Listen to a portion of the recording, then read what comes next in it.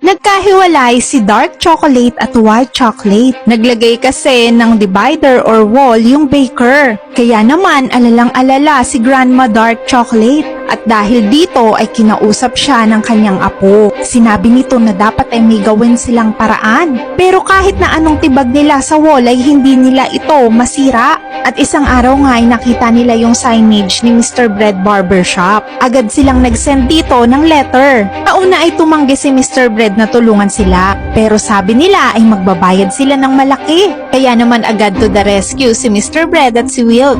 Agad niyang miniting ang lahat ng dark chocolates. Binigyan nila ito ng paint at inutusan niyang lahat sila na mag-paint sa wall. Pagpasok ng bakery nakita niyang madumi na yung wall. Kaya naman agad niya itong tinanggal. At sa wakas ay nag-reunite na ang dark and white chocolate. Na-amaze pa nga yung baker dahil nag-form sila ng heart.